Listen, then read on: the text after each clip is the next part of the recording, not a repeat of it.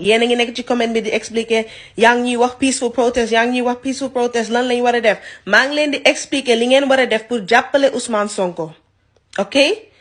lii mooy United Nations Unies yéen a gën a xam sama français baaxul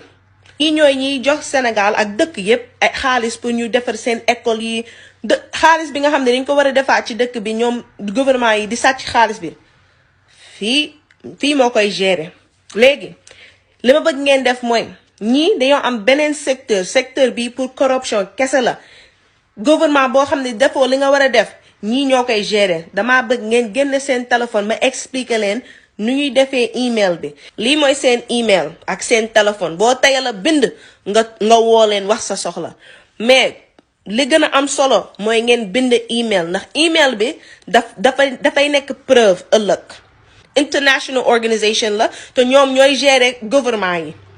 léegi yónnee leen email ndax ngeen mën a am seen preuve bu ñu jékki-jékkee rek gis 10 000 email wala 20 000 email même cas dinañ xool ne xaaral ñu xool Sénégal li xew Sénégal dama leen di wax ñun lu ñu war a bind ci subject bi nga xam ne bu ñu yeewoo ubbi seen email everything is the same la même chose ñëppay bind the same thing ok step 3 lii mooy seen email bi da ngeen di jël bind subject bi gis ngeen li ma bind lii ci kaw political corruption in Senegal 2023 free Ousmane Sonko moom ngeen di bind ci subject bi nekk ci suuf nga xam ne ñoom bu ñu ubbee seen email même message la ñuy gis mais dañ koy gis ci 10 000 wala 20 000 nit bind leen lii boo leen paree li ngeen bëgg a bind ci email bi yéen a xam boo leen bëggee wax ci corruption bi wala dañoo fay seen internet wala dañoo tëj seen télé yi wala nga bëgg a wax ci Ousmane Sonko li mu dajagum ci Sénégal ngeen bind ko fii mu am solo bu la neexee sax nga yónnee leen 10 email boo tayalee bind sax man li ma la ñaan rek mooy nga jël lii ci subject bi bind email ci ñii après nga yónnee ko bu fekkee bëggoo nekk fi di bind lu gudd na nga dugal lii rek ci subject bi ñoom ñu gis les mêmes choses ok nii nga ko mën a defee pour ngeen jàppale Ousmane Sonko nit ki danga koy wan ni maa la ëpp xel waa Sénégal seen manifestation safuñu bii moo leen saf